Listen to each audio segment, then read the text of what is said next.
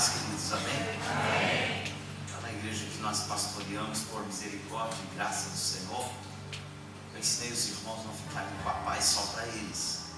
Eu não vim aqui mudar nada aqui, mas eu gostaria muito de receber a bênção de Deus da sua vida para a minha vida. Então eu digo lá para os irmãos, a paz do Senhor, irmãos. Eles dizem assim, a paz do Senhor, pastor. E eu não sei se vocês vão conseguir, que é tão difícil, né? Não é fácil, né? Paz do Senhor, irmãos. Paz do Senhor, pastor. Glória a Deus, que bom estar aqui. Que bom estar conhecendo essa igreja. E quando eu digo igreja, eu estou falando de vocês mesmo. Porque vocês não têm que vir à igreja, vocês têm que ser a igreja. E estou maravilhado de ver tudo que Deus tem feito. Conversando com o pastor Aguinaldo, soubemos de tudo que Deus tem realizado em vocês e através de vocês. E por isso estou muito feliz de estar aqui nessa noite. Quero louvar a Deus pela vida do pastor Ricardo, a sua esposa irmã Elisete. Deus abençoe a pastora que nos recebeu meio-dia. Deus abençoe uma comida maravilhosa. Deus dignifique honrá-los e abençoá-los em tudo. Meu nome é Adalberto Silva, seu servo para serviços leves, porque o peso Jesus já levou.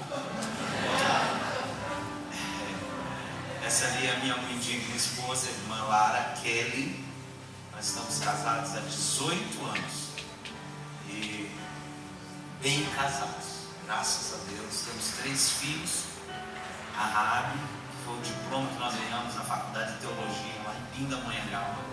Nós fomos com 1 ano de casado, voltamos com a Rabi. E temos a Aira e temos o Azaf. A Rabi tem 15 anos, eu sempre digo na igreja que ela tem 12.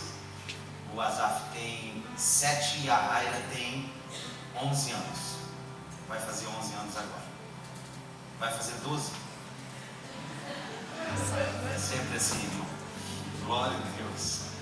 Quero louvar a Deus por rever o pastor Saulo, esteve conosco. Ele e a sua esposa, não estou vendo sua esposa, não está hoje. Não veio. Pastor Saulo, um querido, Deus usou ele poderosamente, assim como o pastor de vocês, para estar pregando a palavra de Deus lá na Assembleia de Deus, Ministério Quero Viver. Não sei se vocês imitaram a gente se imitou.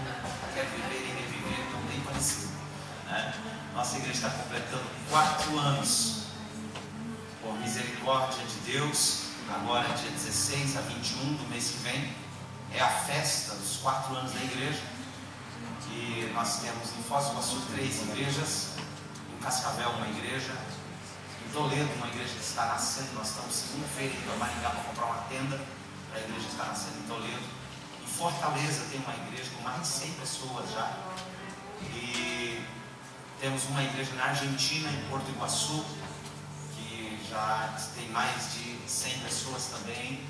E Deus tem nos abençoado por bondade de Deus, porque o Senhor é bom e a sua misericórdia dura para sempre. Esse é o Rôdio, meu filhão, meu amigo, ministro de louvor. O ministério de louvor que ele faz parte, que ele lidera lá na igreja, vai estar domingo. Eles vêm numa caravana de lá para cá, para a gente estar junto aqui, domingo à noite, misturando os aleluias, glória a Deus. Amém, queridos? Quantos querem ouvir Deus essa noite? Amém? Prazer estar com vocês. Eu já estive em Londrina seguramente mais de 10 vezes, mas sempre pregando na Assembleia de Deus, porque inclusive com o pastor Moisés eu estive 2 vezes, estive no Milton Gavete, eu não vou lembrar os bairros agora, estive em muitos bairros aqui em Londrina ministrando a palavra de Deus. Mas na quadrangular eu não ia, porque eu pensava que o pessoal da quadrangular não era crente. Pode ir, irmão. Agora eu descobri que vocês são mais crentes do que eu era. E nós tínhamos essa barreira da placa, do credo, da denominação, né? Depois eu descobri que eu não devo pregar no credo, eu devo pregar a cruz. Porque a cruz é o único lugar que ladrões e reis morrem do mesmo jeito. Amém, queridos? Quer ouvir a voz de Deus essa noite? Quer mais de Deus? Pega a sua Bíblia. Aleluia. Abra sua Bíblia, irmãos, no último capítulo do livro de Atos dos Apóstolos, capítulo de número 28. Aleluia.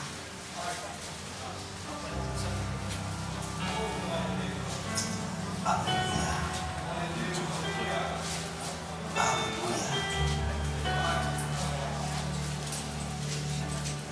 Glória a Deus. Glória a Deus. Glória a Deus.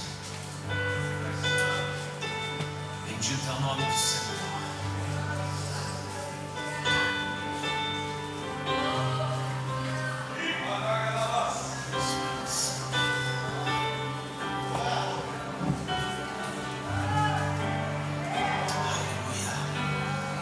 Atos capítulo 28, você encontrou? Amém? Diz assim a palavra do Senhor: estando salvos na praia, souberam então que a ilha se chamava Malta. Os nativos usaram conosco de não pouca humanidade, acenderam uma fogueira, nos recolheram a todos por causa da chuva que caía e por causa do frio. Havendo Paulo juntado um feixe de gravetos e pondo-os no fogo, uma víbora, fugindo do calor, apegou-se-lhe à mão. Quando os nativos viram a serpente pendurada na mão dele, diziam uns aos outros: certamente este homem é homicida, pois, embora salvo do mar, a justiça não o deixa viver. Mas Paulo, sacudindo a cobra no fogo, não sofreu mal nenhum. Eles esperavam que Paulo viesse a inchar ou cair morto. De repente, mas tendo esperado muito tempo, e vendo que nenhum incômodo lhe sobrevinha, mudaram o parecer a respeito de Paulo e agora diziam que ele era um deus. Próximo daquele lugar havia terras que pertencia a Públio, o principal da ilha, o qual nos recebeu, nos hospedou bondosamente por 3 dias. Feche seus olhos, pode fechar a sua Bíblia, mas por favor, não feche seu coração, e agora não feche a sua boca, comece a falar com Deus. Nós te adoramos essa noite, Espírito Santo. Ninguém é maior do que tu neste lugar.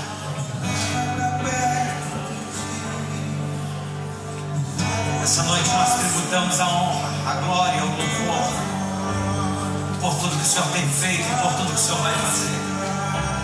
Reconhecemos as nossas muitas limitações, debilidades, fraquezas, limitações essa noite. Reconhecemos que somos dependentes e carentes de Ti, ó Deus. Não dá para pregar sem a Tua presença, Espírito Santo. Não, nós não viemos aqui para ver um culto. Nós não viemos aqui para ver alguma coisa acontecer. Nós viemos fazer as coisas acontecerem.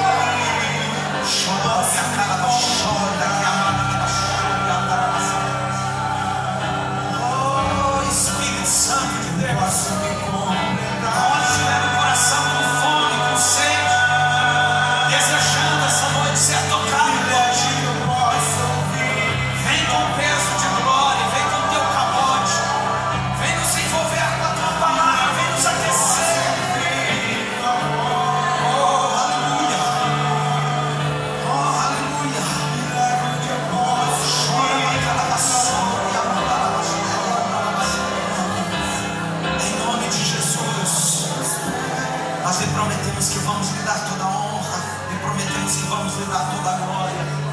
Enquanto eu estiver pregando, o Senhor pode batizar com o Espírito Santo. Enquanto eu estiver pregando, o Senhor pode curar enfermos nesse ambiente. Enquanto eu estiver pregando, o Espírito Santo pode fluir. Oh, o Senhor tem autoridade, autonomia para estragar tudo aquilo que a gente organiza, Pai, para fazer do teu jeito.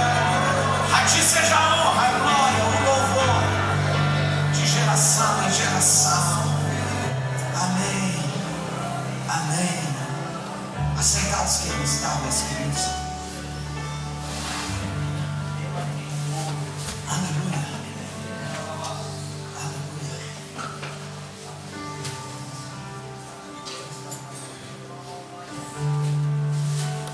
Glória a Deus.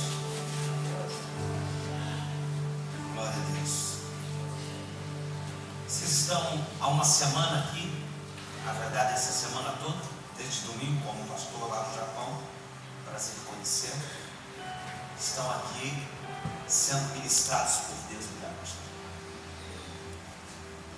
E essa semana eu pedi a Deus qual a palavra que eu deveria repartir com vocês. Eu aprendi que eu não tenho que preparar a palavra, eu tenho que preparar o pregador, porque a palavra está preparada desde a fundação do mundo. E eu vinha me preparando para estar com vocês e preparando o pregador e orando a Deus essa tarde em orações ali no hotel que nós estamos, falando com a minha esposa. Essa semana de Pentecostes, essa semana de avivamento, o Senhor avivou o meu coração com essa palavra que eu já preguei, na verdade, algumas vezes. Essa palavra que eu vou repartir com vocês essa noite. Mas o Senhor avivou o meu coração para trazer alguns fundamentos, preste atenção nisso, trazer alguns fundamentos que vão determinar todas as sementes que vocês vão receber e como vão ser distribuídas essas sementes a partir dessa semana que vocês estão aqui todos os dias. Eu sei que coisas poderosas já aconteceram até hoje, e até domingo tem muito de Deus para a nossa vida nesse lugar. Você crê nisso, amém? Essa noite o Senhor falou ao meu coração para estar estabelecendo alguns fundamentos. Não poderíamos escolher um livro mais propício para falar numa semana de Pentecostes do que o livro de Atos dos Apóstolos.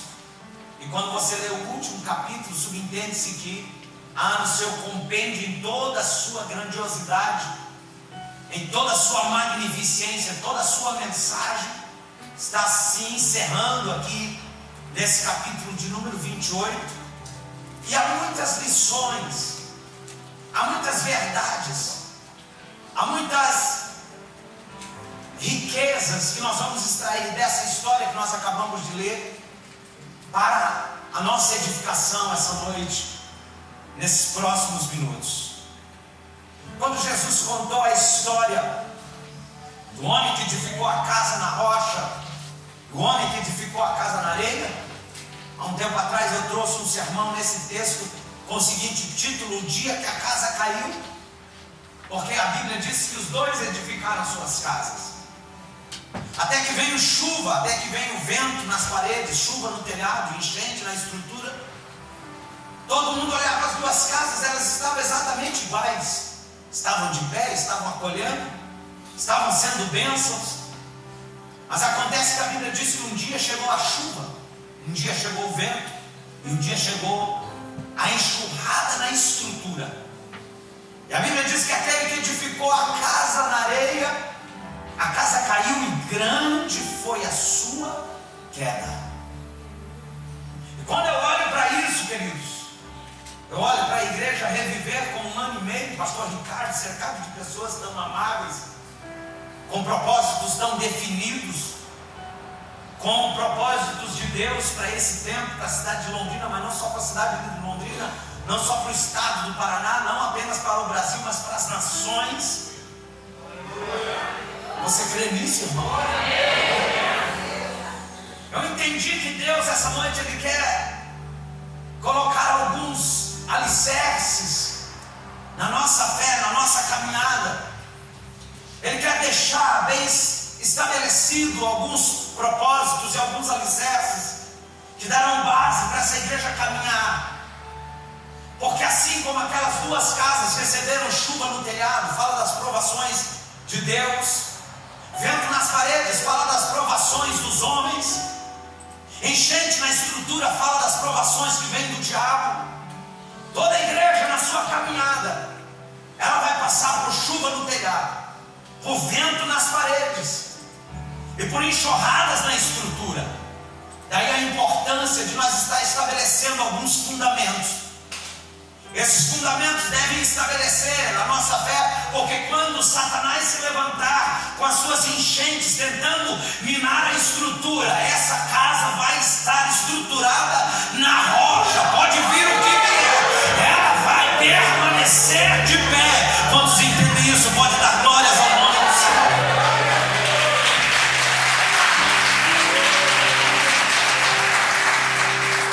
Quando nós olhamos para o livro de Atos dos Apóstolos, alguns teólogos chamam do quinto evangelho. Nós olhamos para esse livro que foi escrito pelo Dr. Lucas, foi endereçado a um homem chamado Teófilo. E o propósito desse livro é exatamente suprir um relato dos primeiros passos da igreja. Atos dos Apóstolos bem poderia ter sido chamado de Atos do Espírito Santo. Atos dos Apóstolos bem poderia ter sido chamado Atos dos primeiros passos da igreja primitiva. Mas a despeito do título desse livro, o que eu tenho para dizer a título de introdução, que esse livro é um livro extremamente rico histórico e geograficamente. Quando você olha para o livro de Atos dos Apóstolos, você descobre que ele fala de 32 países diferentes. Quando você estuda o livro de Atos dos Apóstolos, você descobre que ele fala de 54 cidades diferentes. Quando você estuda esse livro, você descobre que ele fala de 9 ilhas no Mediterrâneo. E nos 28 capítulos desse livro, você vê ele narrando a respeito de pelo menos 100 pessoas diferentes. Começa com Jesus sendo assunto aos céus, prometendo enviar o Consolador. No capítulo 2, o Consolador vem. No capítulo 3, a igreja é consolidada com um milagre. E aí por diante você vê uma narrativa que retrata e deixa nos fundamentos para a igreja caminhar nesse tempo.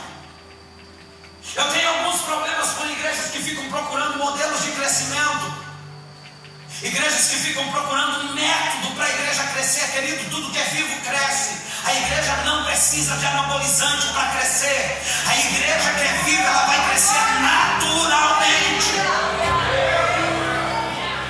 E quando você olha para Atos dos Apóstolos, você encontra um compêndio de lições, de verdades, que se nós voltarmos para a palavra como pastores e como igreja, aí está o manual de uma igreja que deu certo, fundada por Jesus. Mas quando nós olhamos para os últimos 5 capítulos do livro de Atos dos Apóstolos, o capítulo de número 23, 24, 25, 26, 27, 28, narra uma história que parece até cinematográfica. O apóstolo Paulo fazendo de tudo para pregar o Evangelho. Por exemplo, quando você olha para o capítulo 23, você vê Paulo perante o Sinédrio, confrontando um sumo sacerdote por nome Ananias. E Paulo prega a palavra. Quando você olha para o capítulo 24, você vê o apóstolo Paulo perante o governador chamado Félix. Quando você olha para o capítulo de número 25, você vê ele diante de outro governador, agora esse era Festo, e perante um rei por nome Agripa. E nesse discurso do capítulo 25, você fica embasbacado, boquiaberto, a maneira e a autoridade que Paulo estava constituído na sua prédica. Ele vai contando para Agripa, ele vai pregando a Agripa e ele vai falando, e tem muita gente ouvindo. E de repente, no meio da ministração de Paulo, Agripa diz: para, Paulo! E Paulo para, e Agripa olha para ele e diz: por pouco você não me persuades a tornar-me um cristão como você. E Paulo então é cheio de autoridade e constituído daquilo que ele estava pregando, ele diz assim: potentíssimo Agripa, que bom que exceto essas grades e prisões que estão aqui, não só você, mas que todos que ouvem o Evangelho se convertessem a ele, porque ele é poder de Deus, poder de Deus, poder de Deus. Quando você olha para o capítulo 26, Paulo então é julgado. E agora no capítulo 27 é determinado que, porque ele tem cidadania romana, ele apela à sua cidadania. E ele então é determinado que ele vá para Roma. Ele empreende então uma viagem com homens que estavam condenados uma tripulação. E eu quero incentivar você a ler esses 5 últimos capítulos do livro de Atos dos Apóstolos. Estude para você ficar boquiaberto, perplexo, com a maneira extraordinária que Deus usava esse homem por nome Paulo. É impressionante. Eles começam a empreender aquela navegação, e Paulo vai falar para o capitão do navio: olha, não é muito bom a gente navegar agora, esse tempo aí não é muito garantido. E o capitão diz: não, nós vamos continuar, nós temos que levar esses prisioneiros, inclusive você, para Roma, e nós vamos continuar a navegação. E quando eles estavam navegando destino a Roma, a Bíblia diz que veio um grande temporal, uma grande tempestade. O nome do vento é Euroaquilão, e ele vem para desvastar e destruir tudo. A Bíblia diz que a navegação se estraçalhou por causa daquele vento. Todos aqueles homens agora pensavam que ia morrer. Paulo então toma a palavra e diz: ninguém vai morrer aqui nesse lugar, porque eu estou aqui dentro. Irmão, quem está debaixo da promessa de Deus, quem está debaixo de uma palavra, de uma promessa de Deus, porque a marca da incredulidade é não acreditar nas promessas de Deus, mas a marca da fé é acreditar em tudo aquilo que Deus prometeu. Eu profetizo que Ele vai cumprir na tua vida. Paulo diz: ninguém vai morrer aqui não. E a Bíblia diz então que eles se agarram aos destroços daquele navio, conseguem sobreviver e chegam a essa ilha que nós lemos aqui essa noite, esse texto. O capítulo 28 começa exatamente dizendo: e eles, estando salvos, chegam a uma praia. E nessa praia eles descobrem que o nome era Malta. Eu estava viajando de São Paulo a Foz do Iguaçu, e eu sentei do lado de um padre, um frei na verdade, e começamos a conversar. Ele falava um português bem arrastado, eu não falava nada de inglês, quer dizer, não falo nada de inglês. Fomos se entendendo e conversando, e ele me disse: eu sou de Malta. Eu comecei a puxar essa história para ele, ele começou a falar dessas pessoas que habitavam em Malta na época.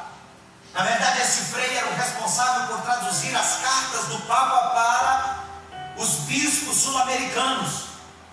E nós conversando sobre Bíblia, ele me falou muita coisa dessa ilha, porque ele é natural de Malta. Me deu uma coleção de selos de Malta, ficamos amigos, e eu conheci um pouco sobre essa ilha. Quando a Bíblia está falando de bárbaros, aqui ela não está falando de canibais, de homens maus. Acontece que na época era judeu, gentil ou bárbaros. E aqui esses homens, a Bíblia diz que eles foram muito amigáveis. Esse pessoal dessa ilha foi muito querido, porque quando viram aquela navegação inteira, aquela tripulação inteira, que havia sobrevivido àquele naufrágio, chamaram eles, fizeram uma fogueira grande. A Bíblia diz que estava muito frio, eles pensavam que iam morrer. E na verdade o frio era tão intenso que quando eles estavam perto da fogueira, a Bíblia diz agora estavam a salvos, porque o perigo de pegar uma hipotermia, de morrer, era um grande risco à sua vida. Mas a Bíblia diz que esses bárbaros acenderam uma fogueira, receberam eles, e eles ficaram ali em volta naquela fogueira. E quando eu estava lendo esse texto pela primeira vez, que as letras saltaram aos meus olhos, Deus me fez entender para o contexto dessa igreja, exatamente para o contexto dessa igreja que tem 1 ano e meio. Há pessoas aqui que, se nós fôssemos nomear e pedir para contar a história da vida delas, elas disseram: a minha vida foi um naufrágio. Há pessoas aqui que, se pedisse: olha, vem aqui à frente e narre para nós como foi que você chegou na igreja, como foi que você conheceu a Jesus. Eu vinha de um naufrágio, de um casamento naufragado, eu vinha de um naufrágio de vida. Há pessoas aqui que vieram do naufrágio de dependências químicas, há outros do álcool, do cigarro, há outros do misticismo, há pessoas de uma vida naufragada, da idolatria, prestando continência a todo tipo de santo.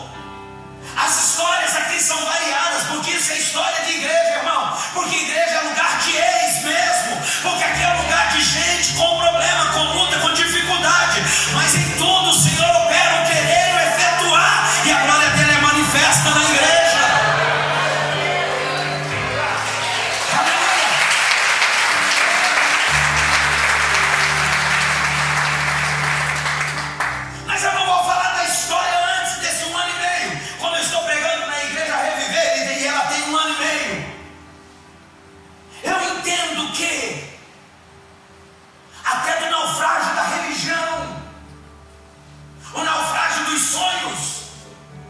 sonhos ministeriais, sonhos de edificação e sinalização do reino de Deus.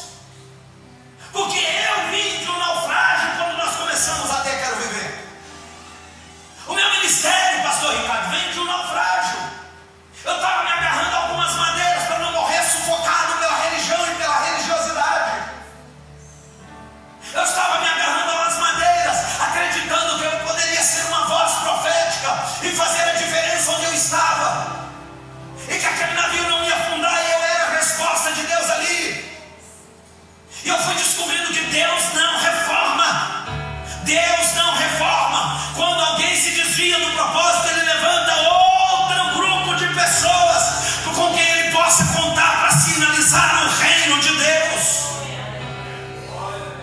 Irmãos, todos nós de uma forma ou outra chegamos nessa ilha chamada Malta, que eu quero intitular igreja aqui. Alguns de um naufrágio de casamento, outros de um naufrágio de uma vida mal resolvida, outros de um naufrágio ministerial, mas todos nós chegamos aqui.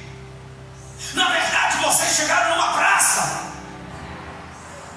e naquela praça Deus usou o pastor Ricardo, Deus usou as pastoras e os pastores, e viu alguns de vocês tremendo de frio, e viu alguns de vocês desanimados, decepcionados, amargurados.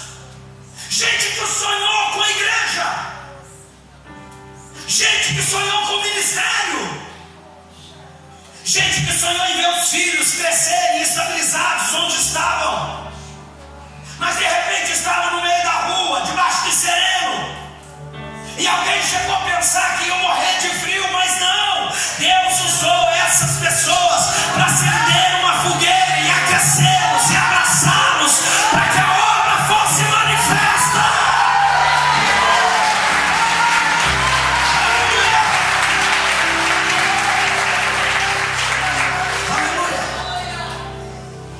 Aleluia! Aleluia!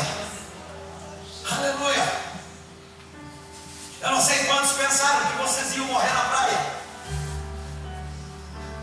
Eu não sei quantos disseram isso, porque eu ouvi isso tantas vezes, pastor Saulo. Isso é fogo de palha. Se assim mesmo começa nesse vapor, daqui a pouco diminui. Isso é coisa de gente que não tem. Isso é coisa de moleque. Não, é assim mesmo. Eles vão morrer na praia. Eles não vão subsistir. Mas alguém foi usado por Deus. E alguns que estavam chegando molhados pela incredulidade começaram a ser aquecidos. Alguns que vieram agarrados por uma crença numa pessoa começaram a revelar o fogo e não na pessoa.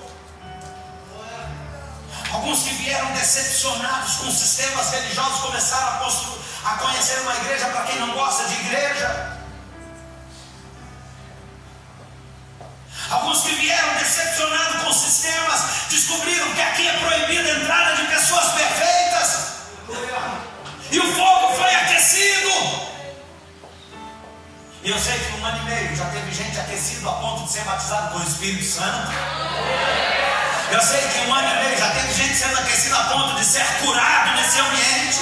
Eu sei que em 1 ano e meio já teve gente ser aquecido a ponto de sair carregado desse ambiente de glória. E eu profetizo que isso é só o início. Deus tem muito para a nossa vida. Não, aplauda como crente, meu irmão.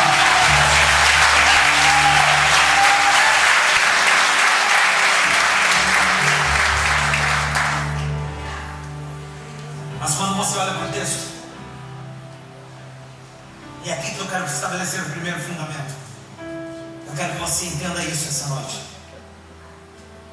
Quando você olha para o texto, você descobre que aquela fogueira que foi tão boa, aquela fogueira que foi salvação para alguns ali, aquela fogueira que foi determinante para continuar acreditando na vida para alguns ali, ou para todos, ou para a maioria, aquela fogueira que os aqueceu. Imagine alguém que estava num desespero de vida, imagine alguém que estava à beira da morte, agora está aquecido em volta de uma fogueira, os primeiros sorrisos voltando, as primeiras conversas de família. Acontece que aquela fogueira começou a diminuir. O fogo começou a diminuir. O fogo começou a diminuir. E aqui, irmãos, aqui está o primeiro fundamento que nós precisamos estabelecer como igreja, para que a gente entenda que Deus precisa abrir a nossa visão. Porque veja, é uma tripulação inteira que estava indo para a morte, que agora foi salva e agora foi aquecida. Era um capitão no navio, eram os guardas que estavam guarnecendo o navio, eram todos aqueles escravos que estavam para morrer agora há pouco. Presta atenção nisso. Eram todos aqueles bárbaros que estavam em volta, mas o fogo começou a diminuir e ninguém percebeu. Ninguém viu. Se você estudar o texto, você vai descobrir que o fogo foi diminuindo. Foi diminuindo. E aqui, queridos, está primeiro um fundamento. Deus precisa nos dar uma visão do seu reino. Porque escute, não existe lugar difícil. Existe lugar onde Deus ainda não se manifestou. Não existe coração difícil, existe coração que a graça não o visitou. Não existe cidade difícil, existe cidade que ainda não teve um derramamento do Espírito Santo. Deus não vai julgar uma cidade, Deus não vai destruir uma cidade pela presença de ímpios. Sempre vai existir ímpios, mas Deus vai destruir uma cidade pela ausência de justos. E aqui está o primeiro fundamento. Nós precisamos ter claro algumas verdades. A nossa visão precisa estar aberta sobre esta fogueira do Pentecoste, sobre a igreja Quero Viver, sobre a igreja Reviver, sobre você. E Deus me deu algumas coisas para falar sobre esse primeiro ponto. A nossa visão precisa ser uma visão de igreja cristocêntrica. Eu quero, em nome de Jesus, dizer isso para vocês. Por favor, não façam culto para pessoas. Por muito tempo eu preguei para pessoas. Por muito tempo eu fiz culto para pessoas.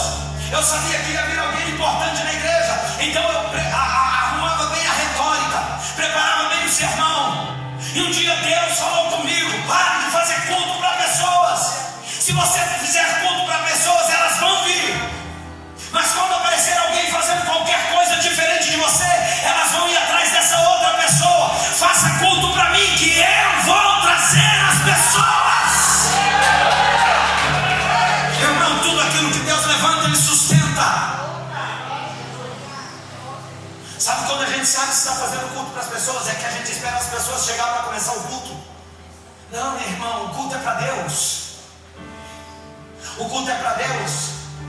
Eu estou falando de algo que nós vivemos. Esse fundamento não pode ser esquecido. Se você agrada a Deus, não importa quem você desagrada. Mas se você não consegue agradar a Deus, também não importa quem você agrada. Nós não viemos aqui para ver alguma coisa acontecer. Nós não viemos aqui para esperar alguma coisa acontecer. Nós viemos aqui para fazer as coisas acontecerem. Traga o teu culto, manifesta a glória de Deus através da sua vida. Esse fundamento precisa ser bem estabelecido. Uma visão que ensine que a maior obra que Deus quer fazer é em nós e não através de nós. Porque Deus não está procurando servos. A religião ensinou para a gente que Deus está querendo servos. Quantos servos de Deus tem aqui? Não, meu irmão. O servo não sabe a vontade do seu Senhor. Deus está levantando uma geração de filhos, gente que conhece o Pai, gente que não está procurando um método para agradar pessoas, gente que tem coragem de entrar no quarto, fechar a porta e dizer: Deus, eu estou aqui nesse lugar de novo.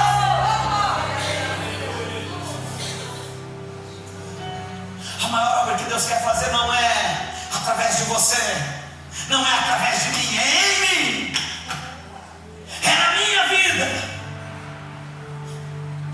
Por isso que Jesus disse: se alguém quiser vir após mim, 3 coisas: negue-se a si mesmo, Tome sobre si a sua cruz e siga-me. O grande problema é que ninguém quer mais a negação do eu, irmão. Pastor, não era isso que eu esperava ouvir. É isso que você precisa ouvir essa noite. Oh, Espírito Santo. O grande problema é que ninguém mais quer negar nada, irmão. A ideia hoje é que todo mundo quer ser feliz. E Deus não chamou você e eu para ser feliz. Deus nos chamou para sermos santos. Porque se nós formos santos, Ele nos fará felizes. O grande problema hoje é que nós não queremos mais a cruz. Nós queremos uma cruz ortopédica. Uma cruz que nós se adequemos a ela, que não sinta mais dores. Não, irmão, cruz tem dores. Jesus diz: tome a sua cruz, siga-me, caminhe, eu estou caminhando. Uma visão em que entenda que a unção é individual. Irmãos, eu tenho 3 filhos, mas eu sempre abominei o nepotismo, porque a unção, ela não é hereditária, a unção é individual. Deixa eu dizer uma coisa: se os meus filhos tiverem ministério, eu sou o primeiro a consagrá-los, mas se eles não tiverem, eu sou o primeiro a reprová-los. Escute o que eu vou lhe dizer: o sucessor de Elias não foi Eliasinho, o sucessor de Moisés não foi Moisés Júnior. O que isso tem a ver, pastor, com o que o senhor está pregando? Uma unção, uma visão que entenda que é meu dever buscar essa unção, essa glória, e não deixar essa chama apagar. Quando Pedro e João, no capítulo 3, estão indo para o templo para a hora da oração, o paralítico olha e diz assim: dá-nos uma esmola. Pedro olha e diz assim: nós não temos ouro nem prata, mas o que eu tenho.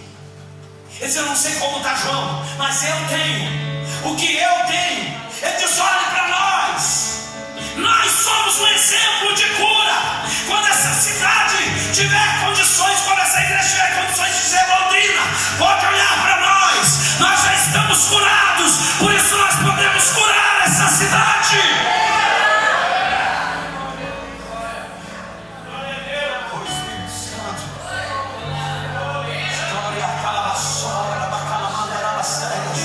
Olhe para nós. Nós somos um exemplo de cura. Uma visão que ensine que caráter vale mais do que talento. Isso é fundamento que uma igreja precisa, irmão. Eu não quero saber quanto fulano prega. Pergunte para a esposa dele como ele é. Pergunte para os filhos dele. Eu não quero saber o quanto ela canta. Eu não quero saber o quanto ele toca. Nós não precisamos de profissionais de púlpito, porque quem tem altar não precisa de púlpito. Não, irmão. Você é o altar que a chama tem que queimar todo dia, o dia todo. É por isso que a nossa visão tem que estar aberta para isso. Uma visão que nos ensina a avaliar escalas de valores. Deus, família, obra de Deus, pessoas e coisas. Sabe o grande problema, irmão? Que essa geração é uma geração que quer marcar uma cidade, mas está priorizando as coisas. Quantos homens de Deus poderosos que eu conheci, que priorizaram a obra de Deus antes da família e perderam seus filhos. Foram campeões longe de casa, mas dentro de casa eram derrotados. Não, eu não quero essa unção para a minha vida. Deus, faz assim comigo, Deus. Olha, quando você prioriza Deus, como é que fica a tua vida?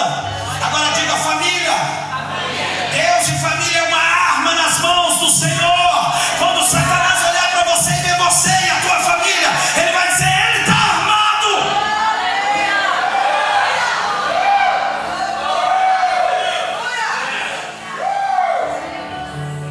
O grande problema é que a religião não suporta isso, porque a obra de Deus em primeiro lugar. Não, irmão, não. Eu digo lá em casa, eu tenho uma menina, eu sempre conto isso no Revisão de Vida, quando eu estou pregando. Ela tinha 14 anos até esses dias, fez 15 agora. O ano passado, nessa época, eu fui para os Estados Unidos. Antes de eu ir para os Estados Unidos pregar, eu estava pregando na igreja, e aquela noite Deus resolveu vir. Sabe aquela noite que tudo funciona? A torneira está aberta, uma glória sobrenatural tomando a igreja. E de repente eu vi jovens caídos em cima do púlpito, porque eles sentam tudo em cima do púlpito assim. Eu olhei para minha filha que estava sentada bem na minha frente. Tinha 13 anos na época. Ela estava assim, ó, mascando chiclete. A igreja caída, prostrada. Aquilo foi como uma faca no meu coração. Confesso para você que eu fechei a Bíblia, terminei o culto, fui para casa. Cheguei em casa, eu tenho uma lei lá em casa. Lá em casa cada um pode convocar uma reunião extraordinária por mês, mas eu posso convocar quantas eu quero. É uma lei, eu legislei em causa própria mesmo. Eu disse, eu quero uma reunião aqui em casa. Aí sentou todo mundo. Que foi, papai? Se a partir de hoje, peguei minha Bíblia, fui bem dramático. Peguei para Lara, falei, Lara, a partir de hoje eu não vou mais pregar o Evangelho. Não sou mais pastor.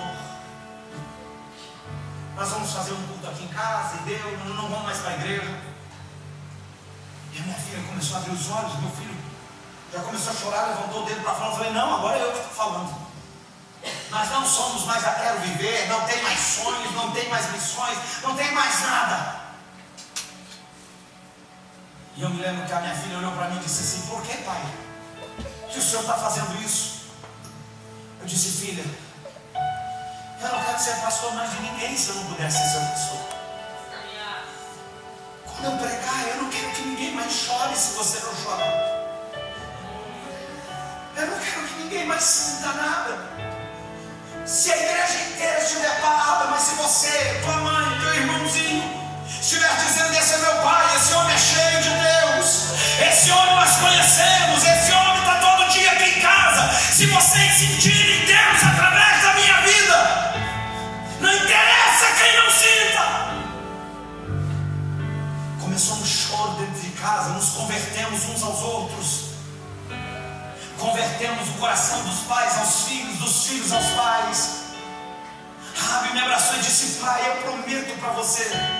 Porque sempre que eu ia chamar a atenção dela, ela dizia, papai, com licença. Eu falei, pode falar. Eu falava, pode falar. O senhor não é meu pastor, o senhor é meu pai. E quando eu voltei dos Estados Unidos, eu estava numa reunião de oração com os jovens, era uma vigília. Eu estava pregando e eu disse, eu nem sei porque Deus me usa. E ela estava bem na frente aquele dia chorando. Ela disse, eu posso dar uma palavra? Ela nunca fez aquilo. Eu falei, vem aqui. E ela veio, pegou o microfone e disse, eu falei, eu nem sei porque Deus me usa. Se eu fosse Deus, eu nem me usaria. E ela pegou o microfone e disse, eu sei porque Deus usa meu pai. E se eu fosse Deus, eu usaria meu pai sim, porque eu conheço meu pai. Eu sei quem é meu pai lá dentro de casa. Eu sei quem é meu pai para minha mãe. Ela usaria sim, por quê? Porque eu não posso tocar a vida de ninguém se eu não tocar a vida dos meus filhos. É essa visão que vai mudar uma cidade, querido. É essa visão que vai mudar uma cidade. É essa visão que vai fazer os nossos filhos se apaixonarem pela igreja. Não vê a hora de vir para a igreja. Não vê a hora de estar no culto. Não vê a hora de estar no louvor. Não vê a hora de adorar. Não vê a hora da vigília. Por quê? Porque eles aprendem não com o que eu digo, eles aprendem com o que veem eu fazendo. É isso que Deus quer fazer nesse ambiente. Esse fogo precisa queimar primeiro aqui. Feche os seus olhos. Oh Espírito Santo. Oh Espírito Santo. Isso é minha vida. Oh Espírito Santo. És meu amigo. Oh Espírito Santo. E a tua vontade. Doce Espírito, meu alimento.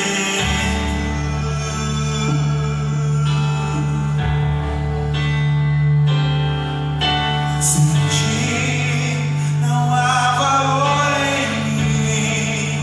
Sou como um vaso de barro. Diga para Deus: eu quero ser essa pessoa. Diga para Deus: eu quero ser essa pessoa. Diga para Deus: eu quero ser esse pai, eu quero ser essa mãe. Quando teus filhos veem Deus em você, você não vai ter dificuldade de trazê-los para a igreja. Quando teu marido ver Deus em você, você não vai ter dificuldade de trazê-lo para a igreja. Quando tua esposa ver Deus em você, você não vai ter dificuldade de usar esse altar. Oh, Espírito Santo. Paulo viu que a fogueira que ele estava aquecendo estava diminuindo, estava se apagando. Agora olhe para mim. A primeira coisa que Deus quer fazer é mudar a nossa visão, porque nós não andamos por o que nós vemos, nós andamos pelo que nós cremos. A função dos olhos é a vista, mas a função do coração é a visão. E o que mais conspira contra a função do coração é exatamente a vista. A gente quer andar por onde a gente vê. Deus quer mudar isso, querido. Deus quer estabelecer o reino. A Bíblia diz que Paulo viu a fogueira apagando, mas ele não só viu. Ele tomou uma atitude. Ele viu que o fogo estava diminuindo, mas ele não só viu, ele se moveu. Olha para mim e entenda isso. A ação jamais substituirá satisfatoriamente a emoção. A emoção jamais substituirá satisfatoriamente a ação. Como assim, pastor? Não adianta você ver sem você tomar uma decisão. Paulo viu, se levantou e foi buscar lenha. Agora, por que ele foi buscar lenha? Primeiro, porque ele sentiu frio também. Porque ele estava se beneficiando da mesma fogueira. Não, esse é o compromisso do pastor. É ele que tem que levantar de madrugada para orar. É ele que tem que vir para a igreja para a vigília. É ele que tem que clamar. Não! A fogueira que foi acesa aqui, que foi acesa dentro de você, é a obrigação de todos nós. Paulo viu e disse: eu não posso ficar esperando. Quanta gente que sobreviveu do naufrágio está aqui dentro. Como que eu vou deixar essas pessoas morrerem aqui dentro? Meu Deus, isso é tão sério, irmão. Eu quero que você entenda o que Deus te trouxe aqui para você ouvir essa noite. Há um legado sobre os ombros de vocês. Há pessoas que estavam desistindo de Deus, desistindo de igreja, desistindo de Jesus, desistindo da graça, mas vocês acolheram, acenderam fogo. Mas agora, uma igreja que está caminhando há 1 ano e meio, não pode ser a visão de uma pessoa só. Tem que ter um entendimento. Nós precisamos aquecer essa fogueira. Nós precisamos buscar lenha. Isso é um trabalho de todos. Isso é um trabalho da comunidade. Não é só dos pastores. É da igreja reviver. Está acabando o fogo. Vamos se levantar e buscar lenha.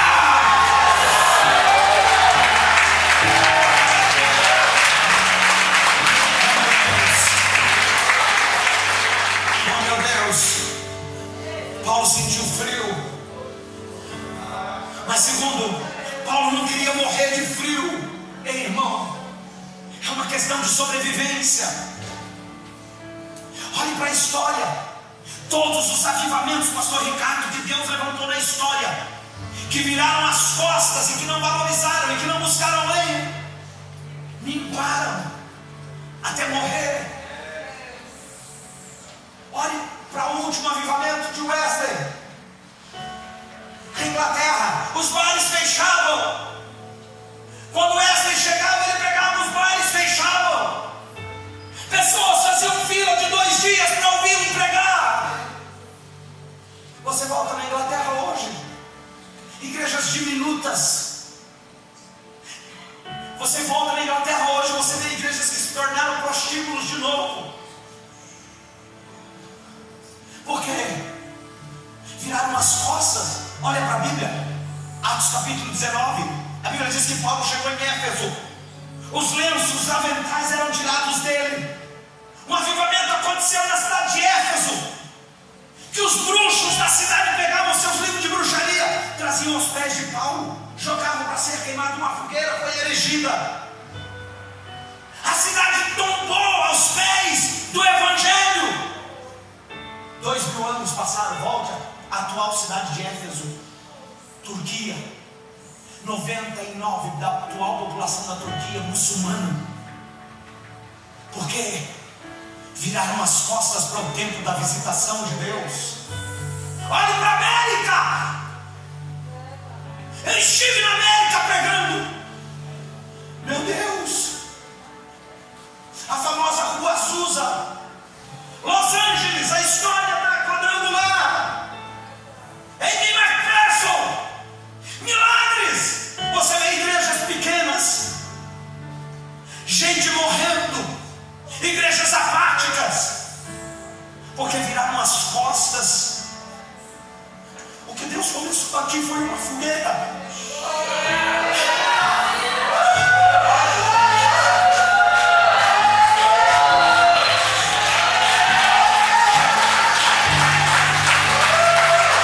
O que Deus começou aqui foi uma fogueira para Londrina, para o Paraná, para o Brasil, para as nações.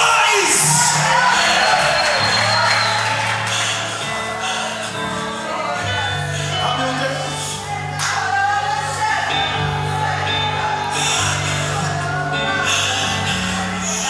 Ah, meu Deus.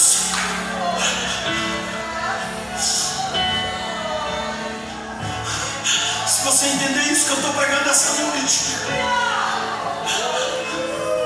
o que Deus começou aqui é para agregar nações, é para agregar missionários, é para agregar pregadores. Vamos atear fogo nessa fogueira.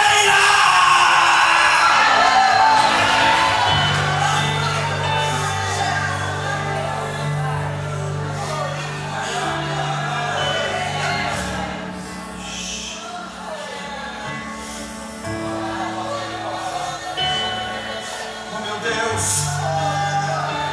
Levante as suas mãos, levante as suas mãos. Há algo do céu acontecendo aqui.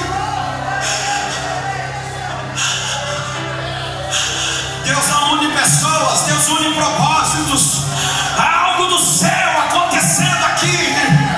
Há algo do céu acontecendo nesse ambiente de glória. Isso. Libera essa unção que está dentro de você. Se você tem glória, dê glória. Se tem aleluia, dê aleluia. Se tem língua estranha, essa é a hora de orar em línguas. É você que Deus vai usar. É você que Deus está levantando para essa cidade.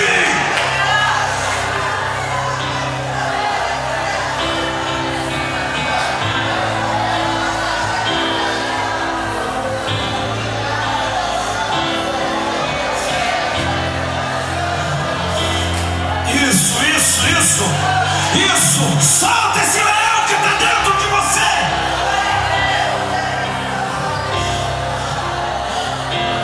Quão grande é o meu Deus. Cantarei quão grande é o meu Deus. E todos hão de ver quão grande.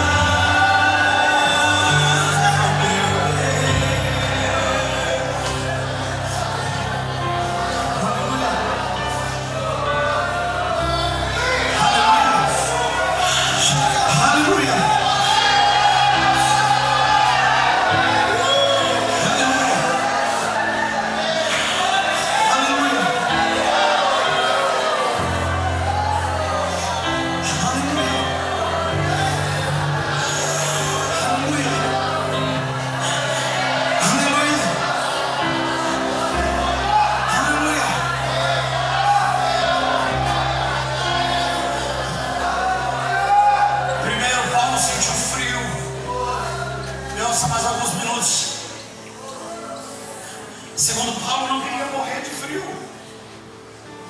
Agora ouça, porque eu quero que você entenda esse fundamento. Paulo sentiu frio. Paulo não apenas não queria morrer de frio, mas Paulo também não queria que ninguém morresse de frio. Olha para mim, irmão. Você tem noção do que representa reviver na vida de algumas pessoas? Você tem noção de gente que estava morrendo, que chegou aqui?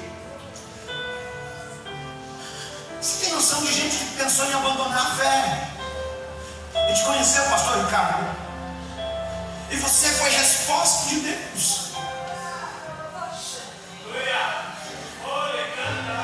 Você tem noção de gente que estava morrendo, que chegou aqui, chegou agarrado numa vida destroçada, chegou agarrado em tronco de uma sobrevivência, de uma sobrevida. E chegou aqui, alguém o abraçou e disse: vem aqui, a gente está lutando para acender uma fogueira. Senta aqui, faz o discipulado, faz o bem-vindo membro, pega uma Bíblia aqui. E agora essa pessoa está aqui, e você tem noção de sobre os teus ombros o peso que está. Às vezes eu não durmo, pastor Ricardo, eu acordo à noite, eu não durmo mais, começo a chorar dizendo: Deus, como vai ser? Eu não estou vencendo a demanda, eu nunca pedi isso. Lá em Palmas, Tocantins, eu fui pregar, já abriram a igreja lá. Fortaleza, faz 2 meses a igreja está aberta, tem mais de 100 membros. Cascavel, Toledo, o cara está debaixo de um pé de limão. O cara era pastor de uma igreja em Vitória, deixou a igreja, deixou carro, deixou casa, deixou tudo, veio para Toledo debaixo de um pé de limão, com um violão na mão. Como eu vou deixar isso pagar? Como? Gente que acreditou no Senhor, gente que viu no Senhor a última esperança, gente que viu em vocês, pastores, o último grito. É por isso que Paulo diz: é bom que em mim opere a morte, para que vocês operem a vida. Como deixá-los morrer agora que já sobreviveram ao naufrágio? Não. Paulo se levanta e diz: eu não vou deixar ele morrer. Isso é atitude, irmão. Isso é compromisso. Isso é compromisso. Aconteça o que acontecer, eu não sei aonde tem lenha, eu não sei o que eu vou fazer, mas ninguém vai morrer nesse ambiente.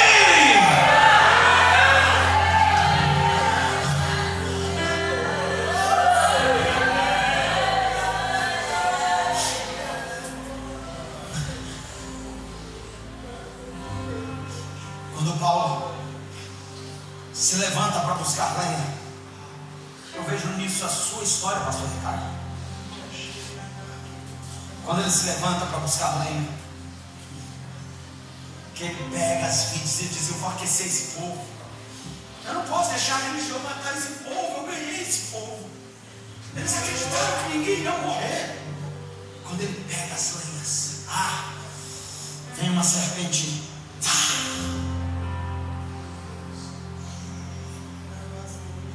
Quantas serpentes, pastor Ricardo? Quantas? Você só queria buscar lenha, não havia outra intenção. Meu Deus,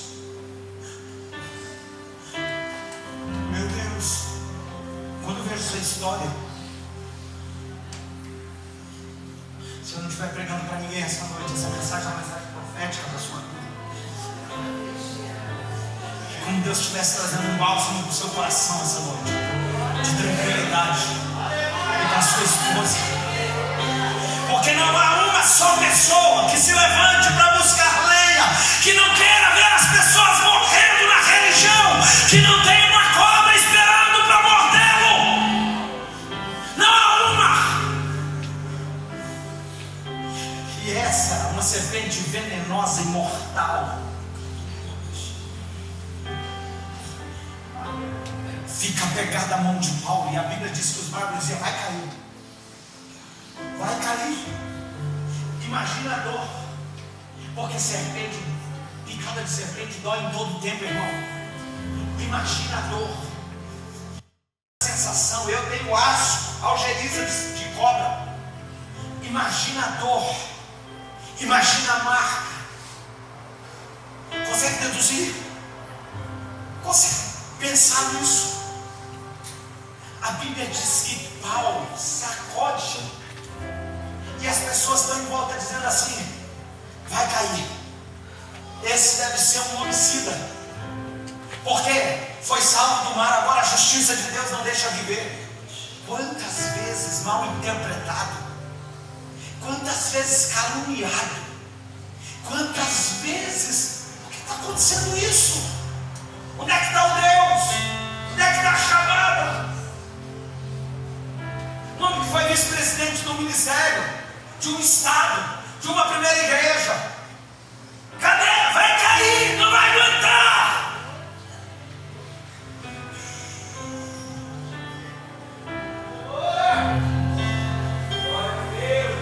E a dor de ver os amigos. Eu sei o que é isso, pastor. Amigos de convenção, amigos de chimarrão, amigos de café, amigo de igreja, amigo de chamar para pregar, amigo de viajar junto. Eu sei o que é isso. A dor da picada. Mas olha bem aqui para mim, pastor Ricardo, olha para mim, que há uma palavra de Deus para a sua vida. O texto diz que eles começaram a esperar ele cair. E esperaram. E esperaram. E esperaram. E esperaram. E esperaram. E esperaram. E esperaram. E esperaram. E esperaram. E esperaram. E esperaram. Deus permite as serpentes picarem, mas Deus te mantém de pé. Deus te mantém de pé. Alguém dê um grito aí de glória.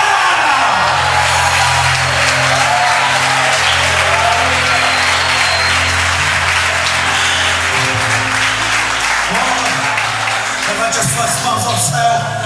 É Ele que vai te manter de pé. Oh meu Deus. Oh meu Deus, essa é uma noite de lágrimas.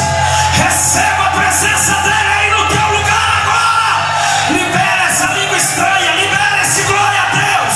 Libera essa adoração. Essa é uma noite que Deus está tocando você. Está tocando você. Está tocando você. A glória dele está sobre a tua vida.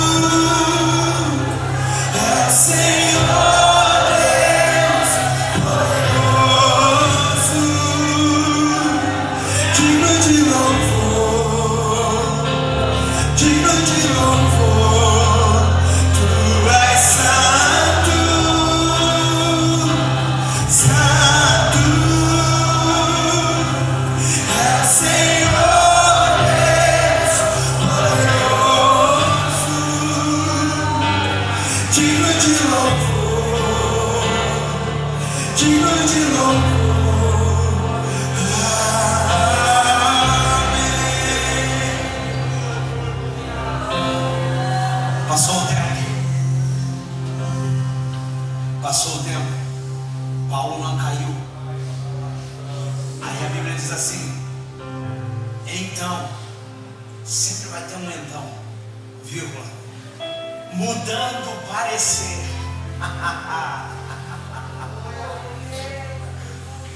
Deus vai fazer mudar o parecer. Deus vai mudar a visão. Deus, ei, eu vejo isso para essa igreja, irmão.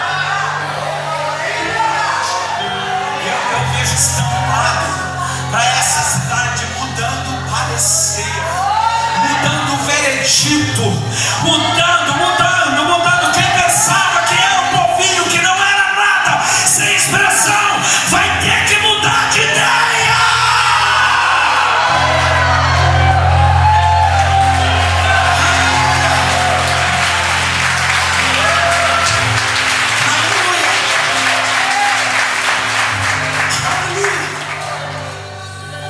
Aleluia.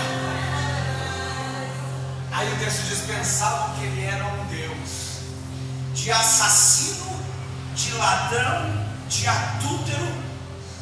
Agora era um Deus.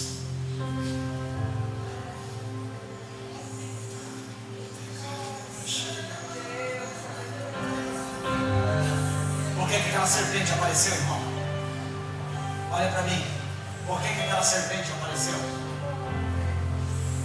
Por causa da semana do Pentecostes. Porque eu aprendi, eu fui escoteiro quando era criança, que serpente não gosta de fogo. Primeira coisa que você aprende quando você vai fazer um acampamento: acenda uma fogueira. Acenda uma fogueira. Serpente não chega onde tem fogo, irmão. Ela não gosta de fogo. Acenda uma fogueira. A semana de Pentecoste não é para aumentar a arrecadação, não é para fazer uns cultinhos para trazer mais gente, não. Essa semana de Pentecostes é para acender uma fogueira e as serpentes vão bater em retirada.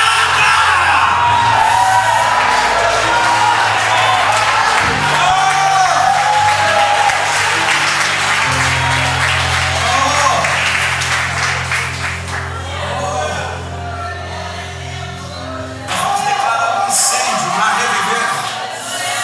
Vamos declarar um incêndio na tua casa. Vamos declarar um incêndio nessa cidade. As serpentes na Câmara Municipal, na Prefeitura dessa cidade, no poder desse estado. Nós vamos declarar um incêndio no Brasil. E as serpentes do governo vão ter que bater em retirada, porque a igreja vai aquecer essa nação. A nossa guerra não é contra o PT, irmão. A nossa guerra não é contra os homossexuais. A nossa guerra é contra as serpentes que estão por trás deles. A igreja precisa se posicionar, porque quando a igreja se posiciona, o céu se posiciona.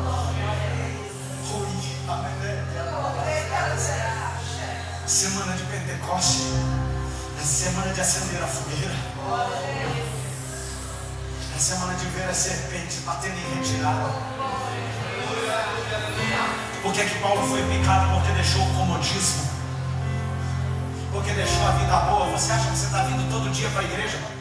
Podia estar assistindo o jogo, podia estar no sofá da sua casa tomando um chocolate quente, podia estar visitando alguém, podia estar no shopping, podia estar em qualquer outro lugar. Mas sabe o que está acontecendo?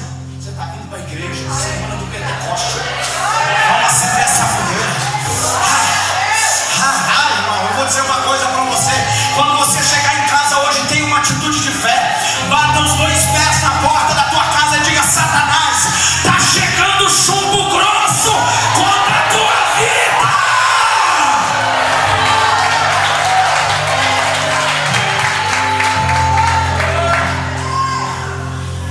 Fogo de Deus. Fogo de Deus. Queime esses bairros dessa cidade. Fogo de Deus, queime essa cidade. Fogo de Deus, coloca para correr as serpentes do misticismo. Sem macumbaria, terreiro de umbanda, quimbanda, todos eles recebam fogo de Deus e a glória dele vem nascendo sobre a igreja. Aleluia. Meu tempo já acabou, fique de pé comigo agora.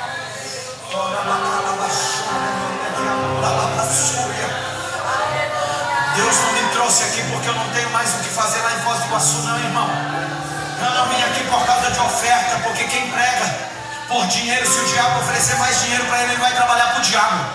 Eu não prego por dinheiro. Não vim aqui por causa de agenda, porque na agenda eu já tinha na religião uma agenda de 2 anos quando eu larguei tudo. Escute o que eu vou lhe dizer, eu vim aqui para proclamar um incêndio santo na tua casa. fortaleza no teu ministério.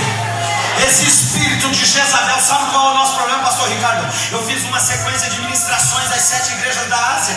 Quando eu estava pregando sobre uma das igrejas, eu falei sobre o espírito de Jezabel. E aí eu falei, nós temos que combater o espírito de Jezabel. Não, irmão, está errado. Jezabel só existe porque existe Acabe. Nós temos que combater o espírito de Acabe, de homens sem iniciativa, de homens sem atitude, de homens que já perderam o sacerdócio, de pastores que entraram numa letargia, numa apatia. Esse espírito de Acabe vai cair nessa cidade.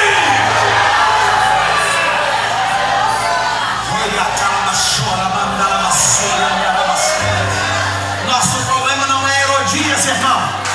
Não, deixa a Herodias se prostituir com quem ela quiser. Nosso problema é Herodes que está no trono. Olha, que ah, meu Deus, traz entendimento do que eu estou pregando agora, Deus. Nós não vamos ficar assistindo Herodes no trono brincando com o ministério profético. A igreja vai se levantar.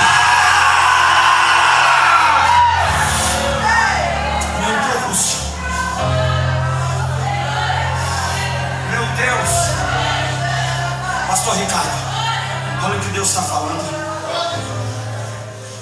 Há um espírito de Herodes que ultimamente está dominando.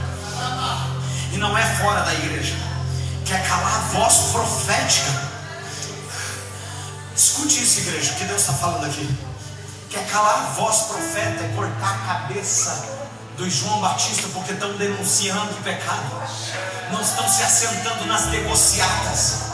Porque o irmão de Herodes, o Antipas, tinha concordado de deixar a mulher com ele por causa do poder e do trono. Não, irmão, não. Não, tem que ter João Batista para olhar na cara e dizer, não, essa mulher não é tua. Não, essa mulher não é tua. Isso dentro do ministério, dentro das igrejas, dos conselhos de pastor. O problema não são as Jezabéis, são os Acabes. O problema não são as Herodias, são os Herodes. Espírito de mornidão, de apatia. Ricardo Gondim disse assim: estamos mordendo com a gengiva porque arrancaram os dentes da nossa pregação. Não, diga comigo não. Diga de novo não. A igreja vai se posicionar. Herodes vai deixar o trono. Deus está levantando uma geração santa. Levante a sua mão, levante a sua mão. Oh meu Deus, oh meu Deus, oh meu Deus, eu sinto um azeite quente descendo nesse lugar. Oh meu Deus, oh meu Deus. Não baixe a sua mão. Não baixe a sua mão. Quando você levanta a mão acima da cabeça, está dizendo que tem um maior do que você.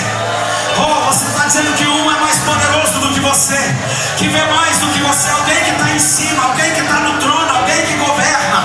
Em nome de Jesus de Nazaré, feche seus olhos agora. Deus, nós damos uma palavra de ordem para esta cidade. Um incêndio começa a acontecer nos bairros, na Câmara Municipal, em todas as igrejas, os ministérios. Nós declaramos agora a falência do espírito de Herodes, a falência do espírito de Acabe. Caiam por terra agora os inimigos de Deus. Caiam por terra agora os inimigos de Deus. Caiam por terra agora os inimigos de Deus. Seja estabelecido um tempo de glória, de glória, de glória. A igreja concorda agora com essa oração. Oh, que neman, de que lavachou na bacala basúria, te canto lavachou, que neman da basúria, anda na bastéria. Calabache que amanda lavachou, te cais, tereman, de que leva basúria, anda na bastérias. Chore a calabatura e me cantará bastou. Cheio, que nem me assume e me cantará. Doce presença, perfume suave. Eu sei que estás entre nós. És bem-vindo,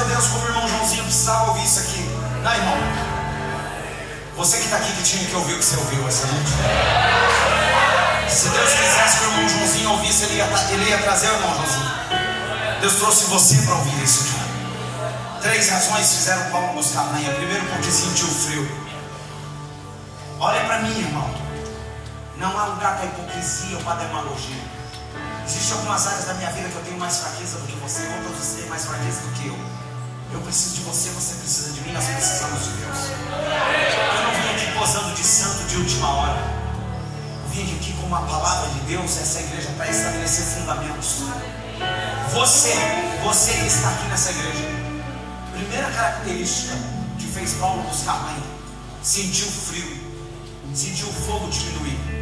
Você está aqui, você está dizendo, pastor, eu de fato, quando eu cheguei, eu estava sentindo mais, eu senti que diminuiu um pouco.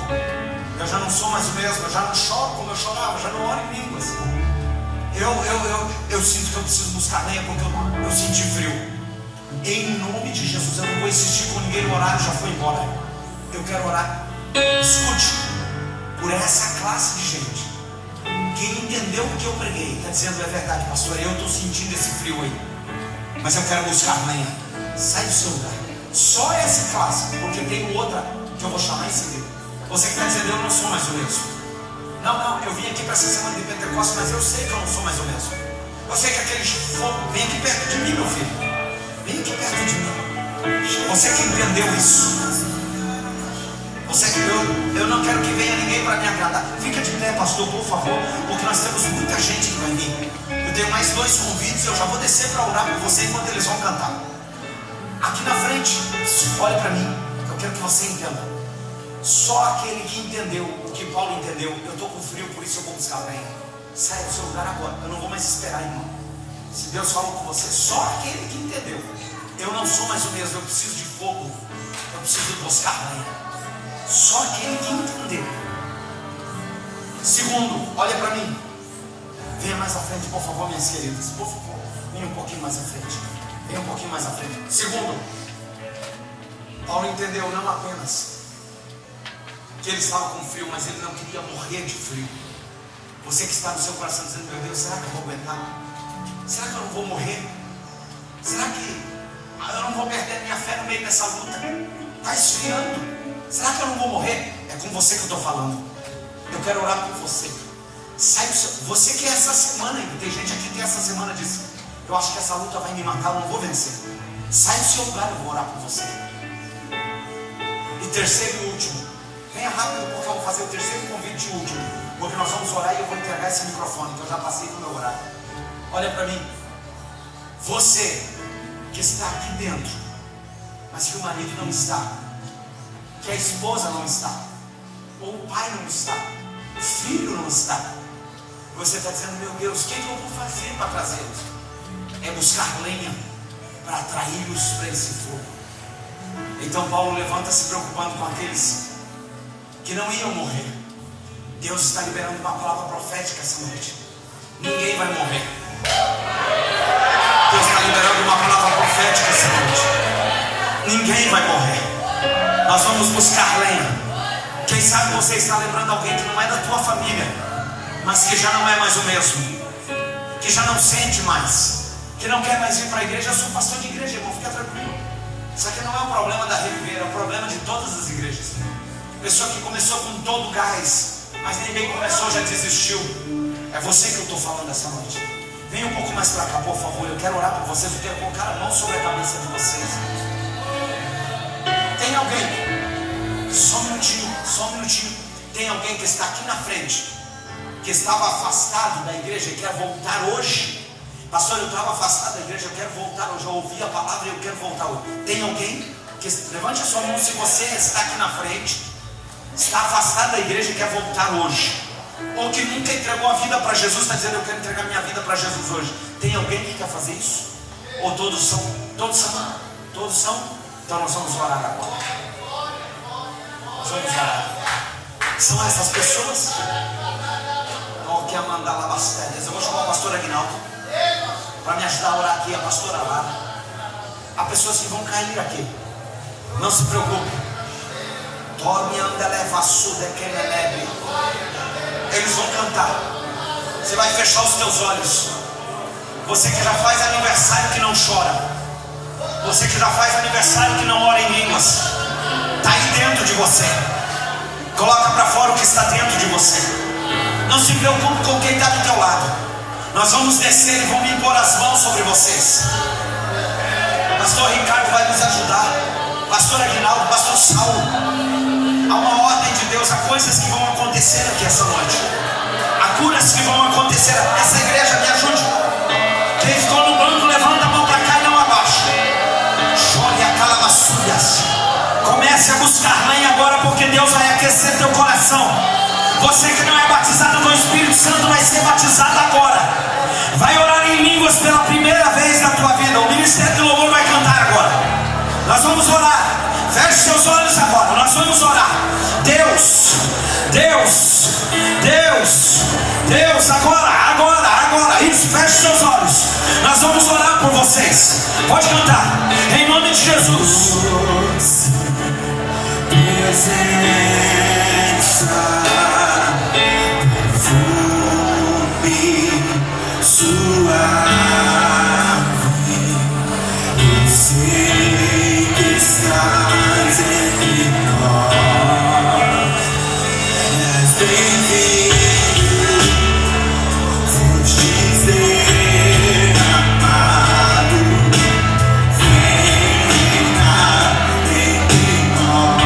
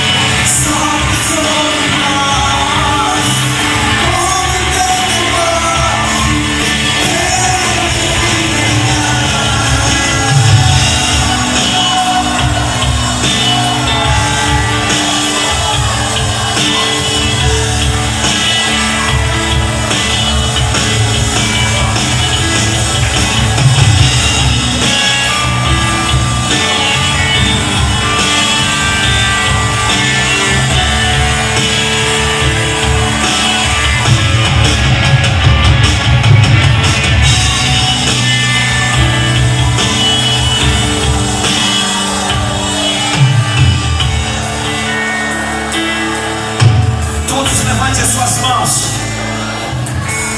Vem esse vento sobre nós essa noite, Espírito Santo. Não deixe essa chama apagar. Pai, esse fogo que foi aceso na Reviver, lá naquela praça, naquela noite, não tem quem possa apagar, Deus. Nós profetizamos que aumente o fogo, que aumente a pressão, que venha a glória. Chacalabachuri me canta labasteiras. Chorabacalabassuri anda labasteiras. Sem milagre de Deus acontecendo ainda.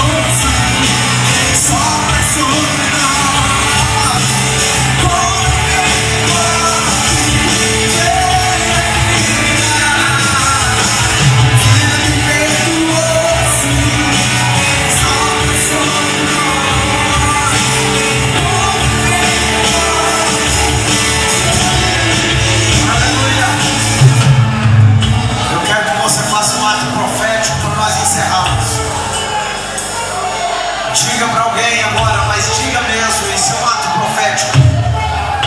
Olhe para alguém e diga assim: vamos buscar lenha. Vamos buscar lenha. Isso, dê um abraço em alguém e diga assim: vamos buscar lenha.